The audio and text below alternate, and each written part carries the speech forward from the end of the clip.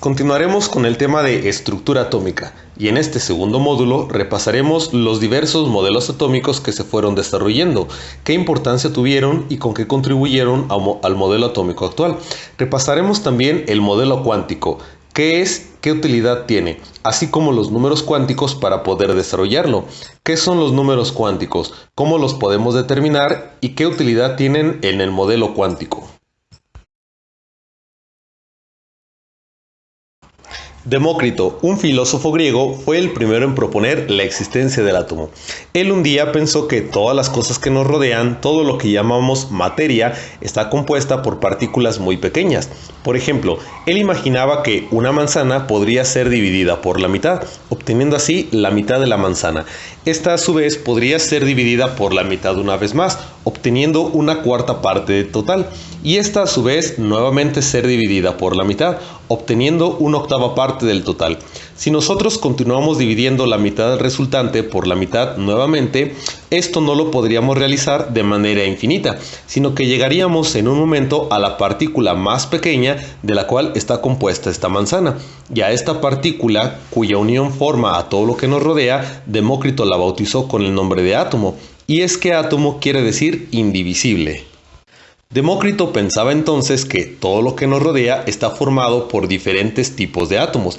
Él pensaba, por ejemplo, que el sabor dulce lo producían determinado tipo de átomos con una forma muy bien definida, mientras que los sabores salado o amargo eran producidos por diferentes tipos de átomos, con formas diferentes y por lo tanto propiedades diferentes. Demócrito también creía que la partícula fundamental de toda la materia era el átomo, pero que los átomos se podían combinar con otros diferentes y también en diferente cantidad para formar cosas diferentes. Aunque la forma y las propiedades de los átomos para Demócrito estaban muy lejos de lo que conocemos a día de hoy, podemos ver que en esencia el átomo de Demócrito cumple con algunas propiedades con lo que conocemos de los átomos a día de hoy.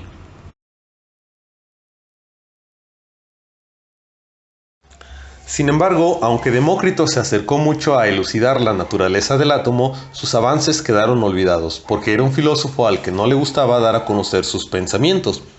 Fue así que pasaron varios miles de años hasta que con la química, ya bien asentada como ciencia, comenzaron a surgir algunos investigadores que se interesaron por estudiar la naturaleza y composición de la materia. En este momento surgen nombres muy importantes como el de John Dalton, ya que él proponía que los elementos son sustancias formadas por la misma clase de átomos, es decir, lo que nosotros llamamos oxígeno no es más que una sustancia, un elemento químico conformado por el mismo tipo de átomos, átomos de oxígeno. Dicho de otra forma, los átomos del mismo elemento son iguales. Todos los átomos de oxígeno entre ellos serán iguales, así como todos los átomos de hidrógeno entre ellos serán iguales. Sin embargo, es lógico suponer que si los átomos del mismo elemento son iguales, entonces átomos de elementos diferentes lógicamente tendrán propiedades y características diferentes. Por ejemplo, si nosotros pudiésemos comparar átomos de oxígeno con átomos de hidrógeno, podríamos observar que entre ellos hay propiedades y características químicas diferentes. Dalton también proponía, al igual que Demócrito, que los átomos tienen la capacidad de enlazarse o unirse unos con otros, formando entonces a partir de la unión de estos átomos lo que hoy en día reciben el nombre de moléculas. Y más aún, Dalton proponía que siempre que los átomos se unen en la misma cantidad, siempre formarán las mismas moléculas. Por ejemplo, dentro de la molécula de agua, siempre que dos átomos de hidrógeno se unan con un átomo de oxígeno, formarán siempre la misma sustancia, agua. No importan las condiciones como presión o temperatura en el sitio donde ocurra esto. Siempre y sin ningún cambio que dos átomos de hidrógeno se unan con un átomo de oxígeno, se formará una molécula de agua. A esto Dalton lo bautizó con el nombre de Ley de las Proporciones Constantes, precisamente porque las proporciones de los átomos dentro de una molécula son constantes y nunca cambian. Sin embargo, Dalton también proponía que los átomos se pueden unir en cantidades diferentes formando sustancias diferentes. Por ejemplo, Al igual que en el caso anterior, dos átomos de hidrógeno se pueden unir con dos átomos de oxígeno. En este caso, al cambiar la cantidad de los átomos, cambiará entonces la sustancia producida. Ahora, en este ejemplo, se producirá una molécula de peróxido de hidrógeno. Y a esto Dalton lo bautizó con el nombre de ley de las proporciones múltiples. Para Dalton y sus contemporáneos, el átomo no era más que una esfera sólida, pero esto cambió con el modelo atómico de Thomson. Thomson fue el científico que descubrió el electrón. Es decir, gracias a sus investigaciones se dieron cuenta que el átomo en realidad no es una esfera sólida y que tampoco es indivisible, sino todo lo contrario. El átomo está compuesto por partículas más pequeñas, que ahora reciben el nombre de partículas subatómicas. Thomson encontró la primera de ellas, él descubrió el electrón. Recibe ese nombre puesto que posteriormente encontraron que tiene una carga eléctrica negativa, por eso lo bautizaron como electrón, haciendo referencia a la electricidad. Thomson, en su modelo atómico, representaba a los electrones como esferas sólidas incrustados dentro del átomo, el cual también era una esfera sólida. Es por eso que el modelo atómico de Thomson recibe el nombre de pasas en un pudín, porque los electrones asemejan las pasas que se encuentran estáticas dentro del pudín, que en este caso corresponde al átomo. Sin embargo, aquí se encontraron con una problemática, y es que descubrieron que los electrones tenían dicha carga eléctrica. Sin embargo, la carga total del átomo era una carga neutra. Eso quería decir que debería de existir una carga positiva que neutralizara las cargas negativas de los electrones, por lo cual a esta carga positiva también se le representó dentro de este modelo atómico. Sin embargo, no sabía ni qué lo producía ni en realidad dónde se originaba esta carga eléctrica.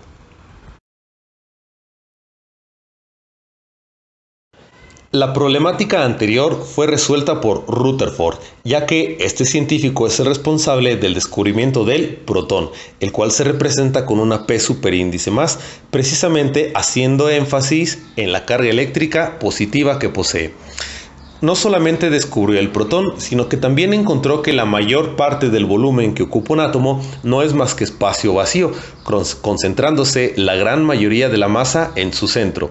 Este centro atómico recibió el nombre de núcleo y se propuso que los electrones se encontraban girando alrededor del núcleo siguiendo trayectorias circulares bien definidas que recibieron el nombre de órbitas. Por lo cual, en su modelo atómico, Rutherford imaginaba al centro del átomo o núcleo justamente en el centro y girando alrededor de él imaginaba los electrones. Sin embargo, en su modelo atómico, él representa a los electrones todos a la misma distancia, y esto será importante para los siguientes modelos atómicos.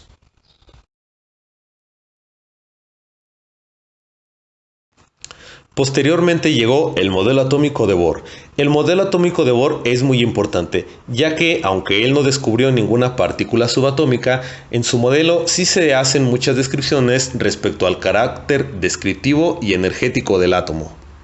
Los avances que habían obtenido anteriores a él se siguen respetando en dicho modelo, es decir, los protones con su carga eléctrica positiva aún se representan justo en el centro del átomo, y los electrones con su carga eléctrica negativa se representan aún girando alrededor del núcleo del átomo. En la época de Bohr ya se sabía que los electrones y su movimiento podrían producir energía dentro del átomo. Esta energía recibió el nombre de cuanto, por quantum en inglés, de tal manera que la energía producida por los electrones girando alrededor del átomo ahora es llamada energía cuántica. Y también encontró que los diferentes electrones que hay dentro del átomo tienen capacidad de producir diferente cantidad de energía también, por lo cual en su modelo atómico Bohr representó a los electrones ubicados en diferentes distancias o diferentes órbitas alrededor del núcleo.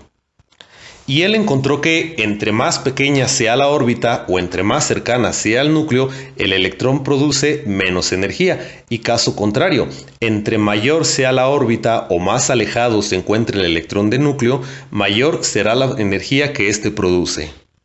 Por lo cual, a partir de entonces se le conoce a que dentro del átomo hay diferentes niveles de energía. Bohr les designó una letra para poder identificarlas: K, L, M, N, O.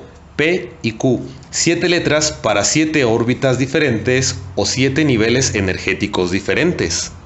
En este esquema se encuentran representados como n igual a 1, que correspondería a K, n igual a 2, que correspondería a L, y n igual a 3, que correspondería a M. Pero no solo eso, sino que Bohr encontró que los electrones podrían ser excitados para recabar o incluso liberar cierta cantidad de energía. Por ejemplo, él encontró que dentro de una sola órbita puede haber hasta 2 electrones y por lo tanto un electrón puede brincar a órbitas o más pequeñas o más grandes siempre y cuando haya espacio vacío. Por ejemplo, si un electrón brinca a una órbita más pequeña, podemos suponer que de inicio tiene más energía que la que requiere al final.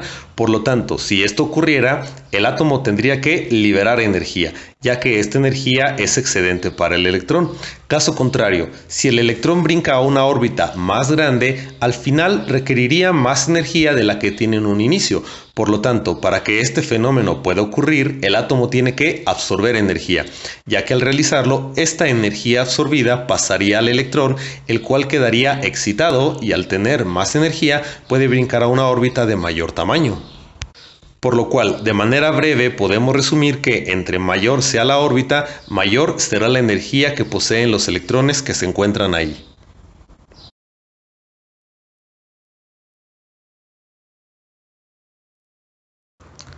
Después de Bohr llegaron varios modelos atómicos, y así llegamos al modelo atómico de Dirac y Jordan. Este modelo es importante porque todos los modelos anteriores hablaban de que el movimiento de los electrones era uno que ocurría solamente en un solo plano, o en 2 dimensiones, a través de lo largo y a través de lo alto. Sin embargo, en este modelo atómico podemos observar que el movimiento de los electrones en realidad es tridimensional. Más aún, los electrones no siguen ninguna trayectoria definida, sino que tienen un movimiento errático, pero este movimiento lo pueden tener siempre y cuando no se alejen del espacio contenido por lo que ahora llamaremos un orbital. Una órbita es una trayectoria circular. Un orbital es espacio vacío por donde se puede mover libremente el electrón y en todas direcciones, siempre y cuando no salga del espacio contenido por dicho orbital. Más aún, los orbitales pueden encontrarse con la misma forma, pero en diferente nivel de energía. En este esquema, por ejemplo, donde se encuentra señalado el orbital 1s, podemos observar que este está representado con un color azul y tiene una forma esférica. 1s porque está en el primer nivel de energía. Sin embargo, este espacio del orbital 1s está contenido dentro del orbital 2s, que tiene la misma forma ya que es el mismo orbital, un orbital s, pero que ahora se encuentra en un segundo nivel de energía, es decir, es de un tamaño mayor y al ser de un tamaño mayor y estar más alejado del núcleo, los electrones que se ubiquen en él poseerán también más energía. Y así como podemos visualizar el orbital 2s, podremos observar que este se encuentra contenido a su vez en el orbital 3s, que es más grande puesto que ahora se encuentra en el tercer nivel de energía. Y así como podemos visualizar los orbitales s, también podemos visualizar orbitales 2p, que tienen una forma diferente porque son orbitales diferentes, son orbitales p, pero estos orbitales 2p son de un menor tamaño al orbital 3s, ya que los 2p se encuentran en el segundo nivel de energía, mientras que el 3s se encuentra en el tercer nivel de energía.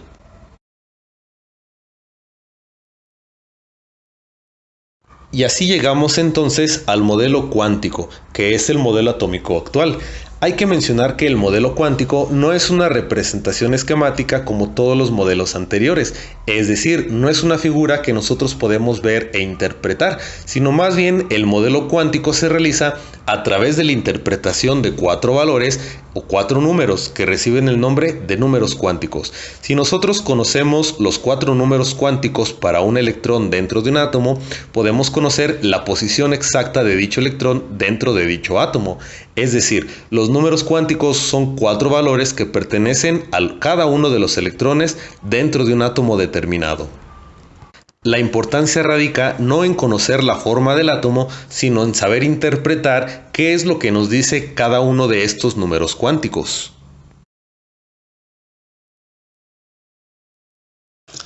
El primero de estos 4 números cuánticos recibe el nombre de número cuántico principal. Este número cuántico sirve para conocer el tamaño del orbital o nivel de energía en el cual se encuentran los electrones.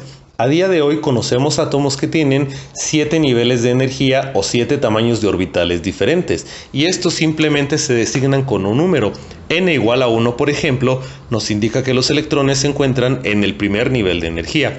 N igual a 2 nos indica que los electrones se encuentran en el segundo nivel de energía, N igual a 3 en el tercero, N igual a 4 en el cuarto y así respectivamente. Recordemos que entre más alejados se encuentren del núcleo, mayor será la energía que poseen los electrones y por lo tanto, entre mayor sea el valor del número cuántico principal, mayor será la energía que poseen los electrones que se encuentran en dicho nivel de energía.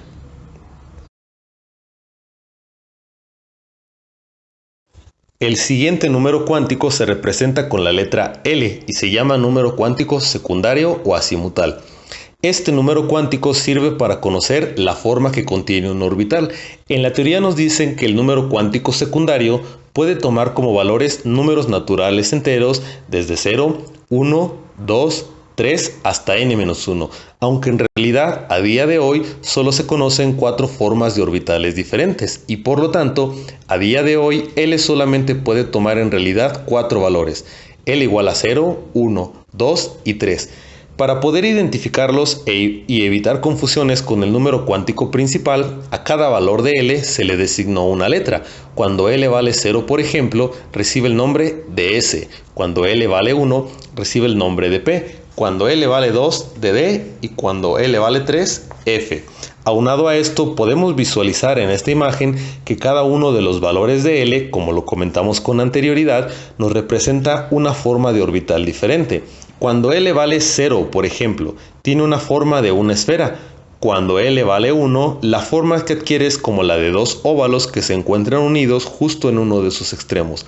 Cuando L vale 2 para los orbitales de tipo D, la forma que tienen es la forma de 4 globos que se unen por uno de sus extremos. Y cuando L vale 3 para los orbitales F, la forma correspondiente es la de 8 globos que se encuentran unidos formando un cubo por sus extremos. De aquí en adelante entonces sabremos que cuando nos hablen de un orbital S, sabremos que su forma es esférica y que el valor de L es de 0. Lo mismo aplica para los demás orbitales, P, D y F con sus respectivas formas y valores correspondientes.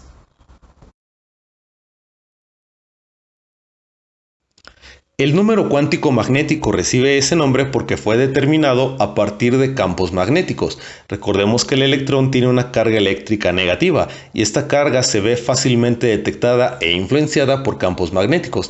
Sin embargo, la utilidad de este número cuántico radica en que nos sirve para conocer la posición espacial que tiene un orbital dentro del átomo. M puede tomar como valores números naturales enteros desde -L, pasando por el 0 hasta +L. Por ejemplo, cuando L tiene un valor de 0, sabemos que este orbital tiene una forma esférica. Podemos visualizar entonces que los posibles valores de M, cuando L vale 0, son -0, 0 y +0. Es decir, solamente puede tomar un valor que es el de 0. Un valor nos indica solamente una posición. Por eso podemos visualizar que solamente hay un orbital rojo, ya que no importa si lo giramos en torno a Z, a X o a Y, el orbital no cambia su posición.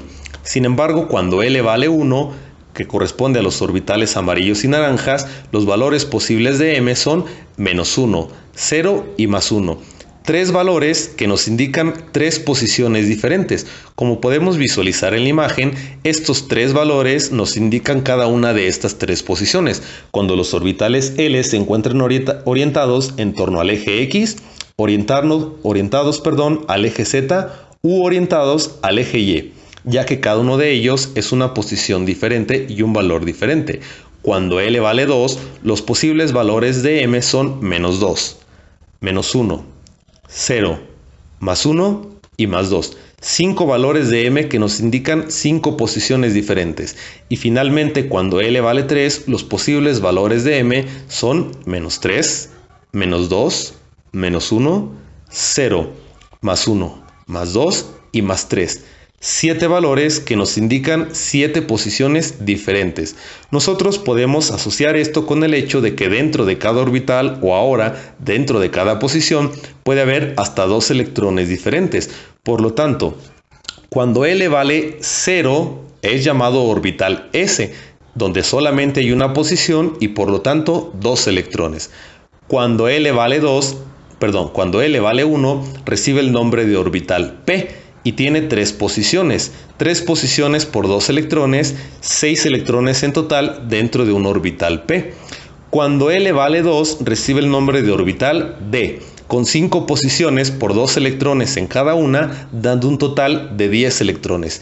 Y finalmente, cuando L vale 3, que recibe el nombre de orbital F, tendríamos 7 posiciones diferentes por 2 electrones en cada una, 14 electrones diferentes. De aquí es de donde viene el hecho de que en un orbital S caben hasta 2 electrones, en un orbital P hasta 6 electrones, en un orbital D hasta 10 electrones y en un orbital F hasta 14 electrones. En algunas ocasiones, por simplicidad, en lugar de referirse a ellos como posiciones, nos referimos a ellos como suborbitales. Por eso dicen que hay 3 suborbitales P, por ejemplo. No son 3 suborbitales, sino 3 posiciones diferentes de un mismo orbital. El último número cuántico es el número cuántico de spin, representado con la letra S. Este número cuántico sirve para conocer la orientación del giro del electrón, ya que los electrones no solamente giran alrededor del núcleo del átomo, sino que los electrones también giran sobre su propio eje, como el movimiento de rotación de la Tierra. Solamente puede girar de 2 formas diferentes: hacia la derecha, en cuyo caso se le asigna un valor de +1/2, o hacia la izquierda, en cuyo caso se le asigna un valor de -1/2. Los números cuánticos se utilizan en conjunto para poder conocer en qué nivel energético o en qué tamaño de orbital se encuentra el electrón, cuál es la forma del orbital donde se encuentra el electrón, también cuál es la orientación del orbital donde se encuentra el electrón y por último, hacia qué sentido se encuentra girando el electrón.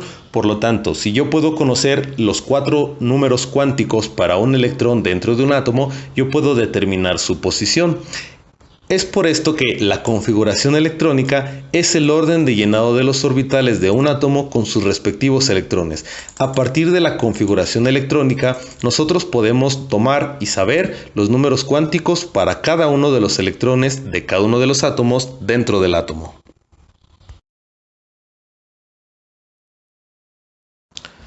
Antes de comenzar con la configuración electrónica es necesario conocer los principios que la rigen, y estos son 4. El primero de ellos es el principio de exclusión o principio de Pauli. Este nos dice que 2 electrones dentro del mismo átomo no pueden tener los 4 números cuánticos iguales, ya que recordemos que los números cuánticos sirven para conocer la posición de un electrón dentro del átomo. Si 2 electrones tuvieran los mismos 4 números cuánticos, esto nos diría que los 2 están ocupando el mismo espacio al mismo tiempo, y esto es imposible porque una propiedad de la materia es la impenetrabilidad. El segundo principio es llamado principio de incertidumbre o principio de Heisenberg. Este nos dice que se puede conocer la posición de un electrón o su momento lineal, pero no ambas cosas a la vez. Es decir, el electrón es una partícula que se está moviendo constantemente. Si nosotros podemos conocer la posición que tiene un electrón, al estar en constante movimiento, no podemos conocer su momento lineal, es decir, ni su masa ni su aceleración. O viceversa, puedo conocer la masa del electrón debido a la aceleración que contiene, pero no puedo conocer su posición. El tercer principio es llamado principio de máxima multiplicidad o regla de Hund. Este nos dice que los primeros electrones dentro de un mismo átomo ocupan primero orbitales separados. Supongamos, por ejemplo, que van a llegar 3 electrones a un orbital P. Recordemos que el orbital P tiene 3 posiciones diferentes. En lugar de que los 2 primeros electrones lleguen a la primera posición del orbital P, el primer electrón llegará a la primera posición, el segundo electrón a la segunda y el tercero a la tercera, estando orientados sobre los ejes X, Y y Z respectivamente. Y el último principio es el principio de edificación progresiva o regla de Aufbau. Este nos dice que los primeros electrones de un átomo ocuparán primero los orbitales vacíos de menor energía. Esto es lógico porque entre más partículas contenga un átomo, también contendrá más energía y por lo tanto se volverá más inestable. Por lo tanto, cuando electrones llegan a un átomo con orbitales vacíos, estos electrones quedarán atrapados en las órbitas de menor energía.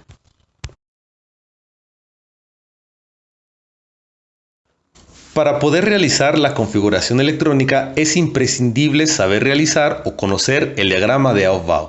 Este diagrama también recibe el nombre de diagrama de las diagonales, ya que la manera de leerlo es precisamente en diagonal. En pantalla lo estamos visualizando. Cada uno de los renglones, como podemos observar, se encuentran numerados del 1 al 7. Eso es porque cada uno de ellos representa un nivel de energía. Por ejemplo, en el primer nivel de energía solamente se encuentra un orbital, el orbital 1s. Es de resaltar que el nombre del orbital corresponde solamente al número y la letra. El superíndice, que en este caso es 2, solo es una guía para recordar cuántos electrones como máximo caben dentro de dicho orbital. En el segundo nivel de energía hay dos orbitales, el 2s y el 2p. En el tercer nivel de energía hay tres orbitales, 3s, 3p y 3d. Y así sucesivamente. De la columna del lado derecho nos muestran los electrones que como máximo caben dentro de dicho nivel energético. Por ejemplo, en el primer nivel energético solamente se encuentra el orbital 1s y como solamente puede tener como máximo 2 electrones, el número máximo de electrones dentro del primer nivel es 2. En el segundo nivel de energía encontramos a los orbitales 2s y 2p, que como máximo pueden tener 2 y 6 electrones respectivamente, cuya suma nos da 8. Es decir, dentro del segundo nivel de energía solamente caben como máximo 8 electrones. A los siguientes niveles de energía les corresponden 18, 32, 32, 32 y 32 electrones respectivamente. Si nosotros utilizamos el diagrama leyéndolo en diagonales, podemos observar que el primer orbital que posee cualquier átomo es el orbital 1s. El siguiente orbital que posee cualquier otro átomo es el 2s. Le sigue el 2p, 3s, 3p, 4s, 3d, 4p, 5s, 4d, 5p, 6s, 4f, 5d, 6p, 7s, 5f, 6d, 7p, 6f, 7d y 7f. Justamente este orden que acabamos de mencionar es el orden que tiene como orbitales dentro de sí un átomo.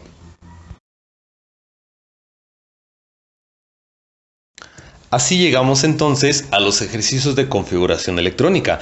Para poder realizarla, nosotros tenemos que conocer el número de electrones que posee un átomo. Este dato lo obtenemos de la tabla periódica, ya que el número atómico es el número de electrones. Por ejemplo, el elemento hidrógeno tiene como número atómico 1 y por lo tanto solamente tiene un electrón. En esta imagen y tabla podemos observar que el número atómico se representa con la letra Z.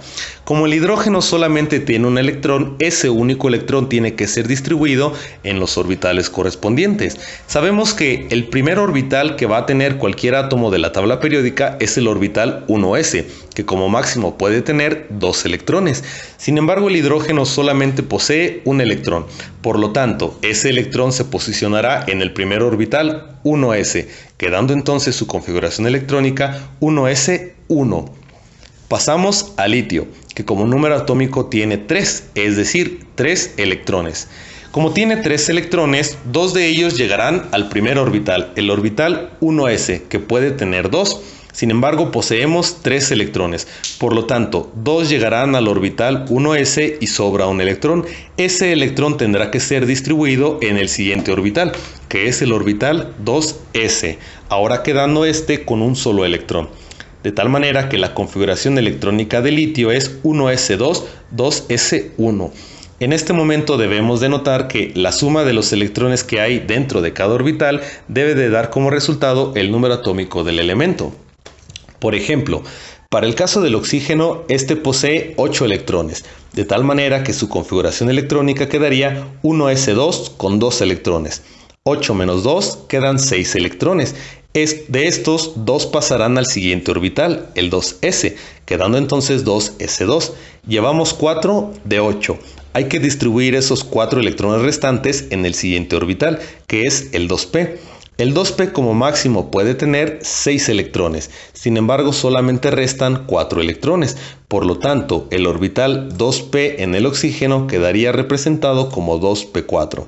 Es decir, la configuración electrónica del oxígeno es 1s2, 2s2 y 2p4. Para el caso del sodio, este posee 11 electrones, de tal manera que la configuración electrónica del sodio quedaría 1s2, restan 9 electrones, 2s2, restan 7 electrones, 2p6, resta un electrón, 3s1 y ya no restan electrones. En el caso del cloro, la configuración electrónica para sus 17 electrones quedaría como 1s2, 2s2, 2p6, 3s2 y 3p5. Si sumamos estos nos dan un total de 17 electrones. Podemos notar que todos los átomos de la tabla periódica siguen exactamente el mismo orden para cada uno de los orbitales, y la dificultad radica en que solamente hay que distribuir los electrones correspondientes del elemento en los orbitales que puede tener.